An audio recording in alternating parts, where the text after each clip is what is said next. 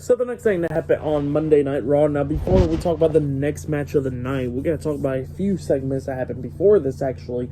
So we see Byron Saxton backstage, and he is interviewing Cody Rhodes. And Cody Rhodes is talking about how he's taking on Finn Balor tonight and everything, and talking about what happened last week and all that stuff. And then he was talking about how there's a lot of people that can be the leaders in Judgment Day, like Damian Priest. He's a dominant force to be reckoned with. And same for Rhea Ripley. And then you got Dirty Dom.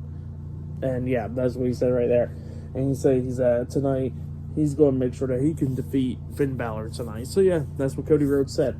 But then we had the Intercontinental Champion Gunther with Ludwig, Kaiser, and Giovanni Vinci Imperium out there. Gunther standing on the announce table. They did show a nice video package of Gunther and Imperium, which they've been dominating and everything for WWE for like over a year now, with him as the Intercontinental Champion and all that stuff.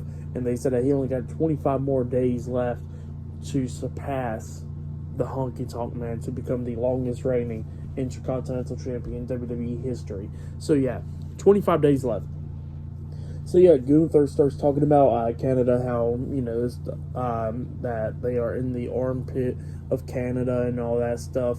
And just talking a lot of crap about Canada, and then he starts talking crap about Chad Gable, somehow he's going to defeat him and, you know, become the longest reigning Intercontinental Champion. But then he gets interrupted by Chad Gable, Otis, and Maxxine Dupri, Alpha Academy, and we see Chad Gable saying shush to Gunther while he was talking and everything, and he says thank you, and he walks into the ring and everything. And he was somehow that a few weeks ago Gunther put him on the clock and everything, and he says that he surpassed the time limit that Gunther gave him, and he says that Gunther is on the clock now to try to become the longest reigning Intercontinental Champion, but he says that he got to get past Master Gable, and he says that ain't going to be happening because he finally got the opportunity that he's been waiting for over 10 years, and he says that he's not going to waste it. He's going to become the new Intercontinental Champion. So yeah, that's what Chad Gable said.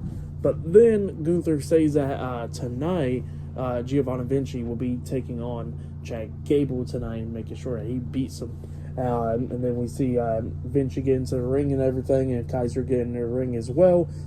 Chad Gable was talking about, come on, Vinci, and all that stuff. And Kaiser was talking about how Vinci is for Imperium, not for him. So yeah, that's what he was saying. And then Kaiser was talking about how the ring general will be embarrassing Chad Gable soon. And not only that, he says that he embarrassed Otis last week and everything, and he looks at Maxxine Dupri, keep on flirting with her and everything, try to extend his hand, talking about coming to Imperium and all that stuff.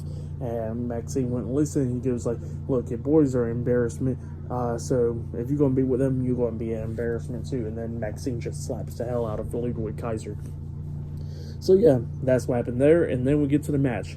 Chad Gable versus Giovanni Vinci, 1-on-1. Everybody was at ringside for this match. Pretty good match for the most part.